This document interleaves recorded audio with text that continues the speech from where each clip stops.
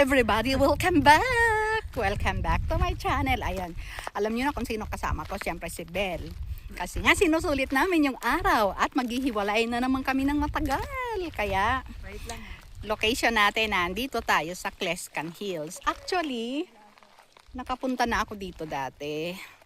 Kami ng asawa ko. Siguro mga 2014.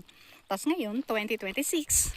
Binalikan lang natin. So, tignan natin kung ano na ang nabago dito. Actually, nakita ko na kaagad kung ano yung bago. Ito yun, oh. Nagkaroon na ng park. Dati wala yan. Tapos, ginawa ng camping site. Yung part na yan. Diyan kaya may mga campers dyan eh. Medyo malamig ang hangin pero carry naman natin ng walang sweater. Mayroon naman tayong dala, i-reserve natin mamaya kapag nandun tayo sa isang location dahil lilipat tayo mamaya. Papunta tayo sa Saskatoon. Lake ba yun? Na isang camping site din. So, hindi naman masyadong malamig din dahil nakaganyan tayo. At naka-close neck. So, carry natin yan. Basta't gala. Dinosaur Hill. So, andito na tayo sa mismong bundok. Aakyat tayo sa mismong tuktok nito para makita natin ang buo ang surroundings. Kaya tara, akyatin natin to. To. Yahoo! Ang lakas ng hangin. O, diba? Naririnig nyo yan. Meron palang tubig. Mayroon pala akong hindi narating dito na bundok. Ayun, no? Mayroon pa pala dito. So, nakakatakot naman dyan. first time. Bakit naman nakakatakot? Baka Hindi. may bear. Hindi. Kaibiganin na lang natin yun. Nandito tayo sa bandang gitna na ng hill. Kaya lang guys, may nakikita ako dito hindi ka-nice. Sayang oh, hindi natin naakyat. Yun yung pinuntahan natin. Kaya lang nakakatakot. So ngayon andito tayo sa isang bundok na malapit lang. Tintas! Apakaganda! Naka 360 video tayo.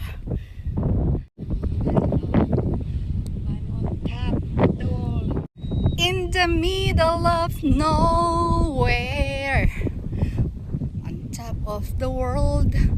Ano nga ba yung kantang yun? Hindi ko pala alam. Guys, nakita nyo ba yung cup namin? Oh? Magkasing kulay, magkaiba nga lang na print. So, twinning kami ng aming sombrero. Ito nga pala yung wala dati. Mayroon ng camping site na talaga siya. Kaya ayan, may nagka-camp.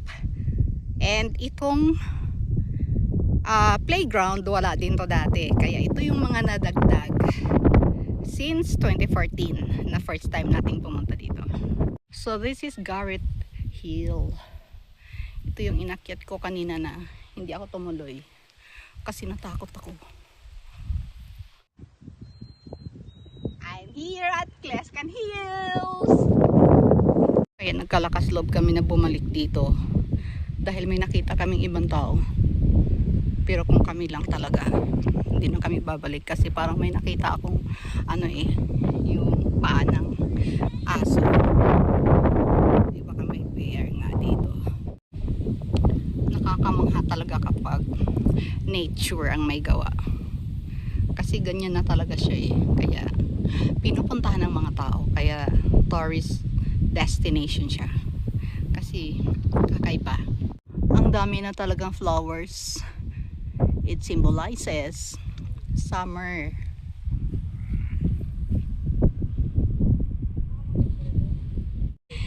Kaya natin babayin yan. Punta doon. Steve.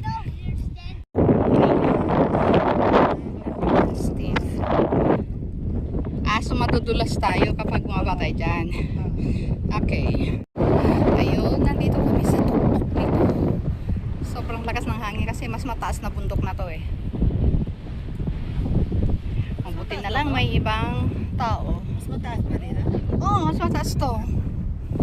Mas mataas kaya mas malakas na hangin. Mabuti meron ding ibang mga visitors dito.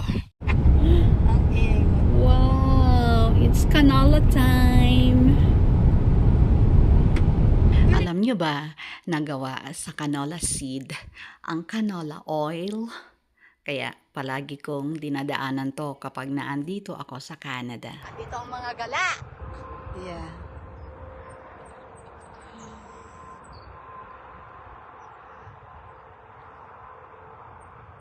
At this point in time, nag-iisip na kami kung saan bibili ng pang-lunch.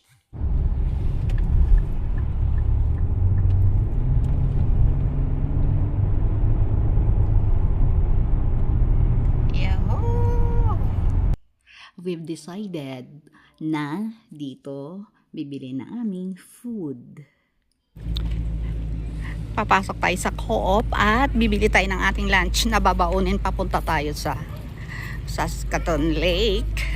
After nga natin makakuha ng ating food na pang lunch, bumili naman tayo ng donut para meron na tayong baon na pang merienda. So ito magbabayad na tayo ngayon. Hanggang dito na lang ang ating vlog. Sana nag-enjoy kayo sa panonood. See you in the next destination. Thank you for watching. Buyers!